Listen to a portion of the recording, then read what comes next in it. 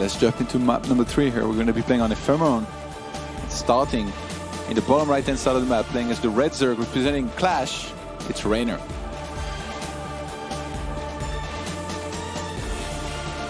And playing in the top left, playing for Team Raise Your Edge, it is Zest.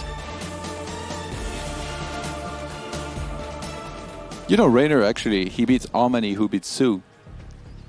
So, does that mean anything? Do you know there's always been these style clashes, right? In like every RTS game that we've seen. I remember back in the day where MVP was really damn good, but Polt would kind of beat MVP. But then MMA would beat Polt, but then MVP would beat MMA. And it was like, how does this even make sense? All you guys, like, these weird style clashes that you have. So the triangle, the rock, paper, scissors players. Yes, if you beat the guy that's potentially the best, does that mean you beat everybody else too? Absolutely not. Like, we've seen that happen time and time again. Ephemeron going in as, like, the third map of the series, this is one that I really enjoy, actually. It's very open, like, a natural 3 bases, like the ones that you take. You don't take any other different stuff. So for a Protoss, knowing like if you can block the natural blocking the third can play a really big role in this game, given that it's very predictable where they're going to expand to. But are we going to see the same opening from Zest again? Because I mean, so far the Adept portion of the attack hasn't worked out for him at all. It's all about the follow-ups, it feels like, against Reynor. And if he doesn't make mistakes against you, and it feels like your strategy kind of relies on the opponent making mistakes, that's a ballsy one to go for. Yeah, I expect Reynor to be more thorough with the scouting here. This is not necessarily a map where he will have to go into Pneumatized Carapace if he wants to scout. But maybe. Maybe. Maybe not. Who knows? Wow, okay, he's going for a metabolic boost. I also, we haven't seen that many or that much early Adept harass. Oh, and we do see a Stargate from Zest this game, so he's mixing it up, which is nice. Plonks it right on the edge of his base, which, if an Overlord happens to get a little bit lucky over there, can see it very, very quickly and easily. Yeah, I think he might just be trying to surprise Reynor if like he's a little bit sloppy with his scouting, you know, and we saw what happens when you're not ready for like some of these oracles and you start losing a bunch of drones. It can be pretty bad. I think one thing as well, like the mineral lines are fairly exposed, right? Like if you attack this natural with the Oracle, you can fly down the right side of the map and immediately attack these minerals. Kind of same with the third base, actually. You can just fly in from the bottom side and you're immediately at the minerals again. So you can definitely abuse the fact that the mineral lines are on the edges of the map, which makes it very nice. Zest right now just trying to scout what's up, just making Reynor's life a little bit tricky.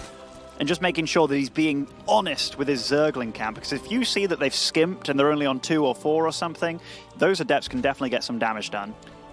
Yeah, Pneumatized Carapace being on the way here. I guess he's going to want to scout in a second, but that first Oracle is going to be so early. If Zest synergizes those 2 Adepts... Ooh, he actually cancels here. I thought he might actually go for it to try and get some of these drones. Did you see as well, Reynor kept his Zergling count hidden there. He wasn't like, okay, I'm going to dive on these Adepts and maybe kill one with the Zerglings. He really wanted to keep it at bay. Oh, he's going to catch the Stalker? Oh, do you see this? He was using the Overlord for vision here, just trying to get those units out of there. Now, oh, there's no Spore Crawler against the Oracle. This is really bad for Reynor and quite a late pull as well, dealing quite a bit of damage. Yeah, and now Reynor is scouting the main base. He sees the Stargate, but he already knew because there's an Oracle on the other side of the map killing his drones. Second Oracle is out. The third one is already on the way. And Reynor needs to get a bunch of spores. He needs to get more queens here. Make sure that he's ready for the defense. That was definitely some nice gaming by Zest here, but Reynor like just kind of got caught with his pants down here. Like the fact that he didn't get the scout on the Stargate despite going for the Overlord speed, and the Oracle arrived so darn quickly. Or even getting as a queen caught between the bases, and this comes down to that earlier creep tumor being killed here as well. So Zest is playing really well so far in this game. I think he's looking to try and snowball from there because he's been warping in Adepts very consistently. We see no transition, no tech being dropped down from here yet. So he knows that he's killed a queen, a bunch of drones, that those are going to have to be replaced, and he's like, well, I might just be able to attack maybe with my Adepts in a second and inflict more damage as well. Yeah, he's positioning forward now. It's so scary, like, right? Imagine he shades inside of the third base and flies elsewhere with the Oracle. Like the Queens, they have to choose where they go exactly. I feel Reynor's done well with his unit composition and where he's placing his units, though.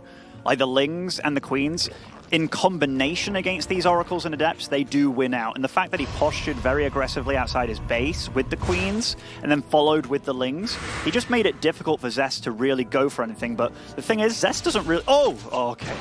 Not again. For a second there, I didn't see that Stalker. I was like, what is that? Is that wall open?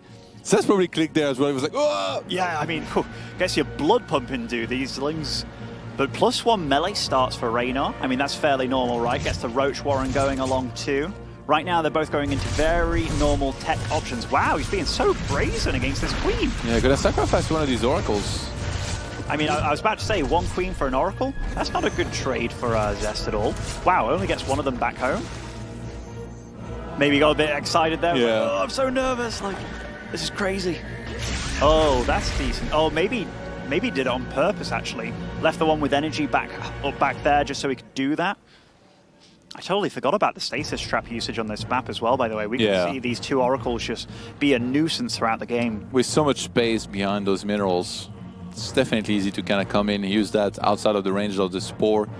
Do it kind of safely, and it forces Zerg to really be on point. If they make a mistake a single time, they could get a lot of these drones trapped and prevent it from mining. But yeah, it's yet again gonna be a very similar style here out of Reynor. He's going into +1 melee. This lines up very well with the Baneling Nest finishing there eventually, and then actually in this game he already has Pneumatized Carpe, so if he wants to drop down the line, that's going to be very easy for him to do that with this. Reynor's been doing a really good job of reapplying the creep spread. Given that how aggressive Zest was posturing with like the Adepts on the map, the Oracles on the map, it was very hard to get the creep spread out. Now it's getting a little bit wild, but we do see that there's barely any creep at that 4th base, and Reynor knows it too, so he tries to spread it with the Overlords, then spreading it with the Queens, because Zest, he's on the march across the map, and this is quite a scary army. I don't even think there's an observer there. So like this creep is actually amazing. Yeah, well, there's the single one, which is now heading across the map. Oh, I think he has to evacuate this 4th, maybe. Wow, that was a lot of force fields for 1 Queen, but also a lot of transfuse energy trying to keep it alive. This 4th base, will he cancel it? He does. He knows that he can't really fight here so far off the creep, so that creep spread just a little bit too slow, but Reynor realized where Zest's next point of attack was, tried to react in time, but Zest, he's just so active and like... Those Lings are tagged. He's still running around. It's like, I can see you, mate. Like... The cannon and the shield battery in the mineral line, they're definitely good things to have. This Oracle combined with the cannon, though, does deal with them pretty darn well, and these probes microed very well for Zest. These Lings were sleeping a little bit there, but this is all a nuisance, and wow, only lost 3 probes against that. And +2 melee is now on the way. Centrifugal Hook is going to start for those Banelings. Zest is going for Storm, is going for +2.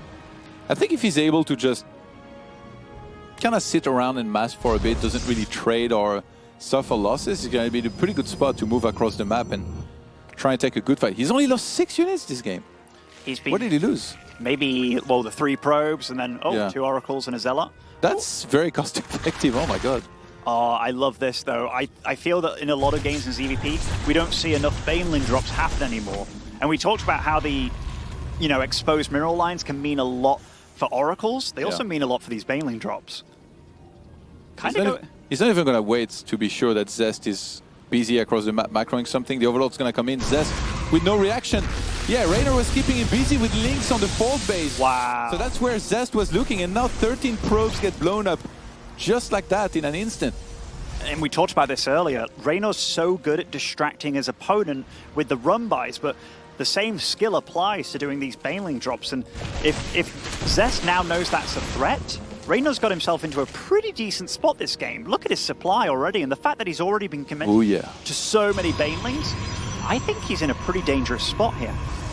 Yeah, Zest usually from there pretty much always does the same thing. He goes into Blink, starts transitioning into Stalkers to have a lot of additional damage. And with the amount of sentries that he has here, it's just a 3, but they've built up on energy very nicely. He has some good fighting capability to synergize the force fields with the storms. But stepping on creep is always so scary, and Reynor is incredibly good at setting up multi-pronged engagements here. Oh, he's gonna come in from both sides here. Storms do a ton of damage. They really do, and the Roaches and Ravagers get wrapped around all of this. Zest, in the meantime, is fighting and trying to kill the 5th base of Reynor. The units of Reynor are kind of getting demolished over here, and Zest, there is so much action happening on the map. The Banelings, wow, great splits with the Stalkers as well, minimizing that damage, and that Archon just tanked them all in the face. More Warpins coming in, and Reynor has to retreat here, and meanwhile, loses 5th, or rather 4th base, I think, in the meantime. Yeah, Reynor's trying to regroup here. He needs more Roaches, ideally, against this. He needs to cut against these Zealots. The Stalkers are going to blink on top of Banelings that are morphing. Banelings not going to finish on time here. Zest, is he doing this here with this attack? He's reinforcing straight into the fight with so many Zealots. The Queens couldn't reach the Prism either. Oh, and you see it on the face of Reynor. He smiled a little bit there, realizing, oh, I didn't file that Warp Prism. I did save my life here. The drones fighting back against the Zealots, but I don't think they can cut it. There is just so much Zesty, and Reynor, oh, he knows what's happened to him this game. Smiling away is the young Italian, and GG Zest takes a very impressive victory.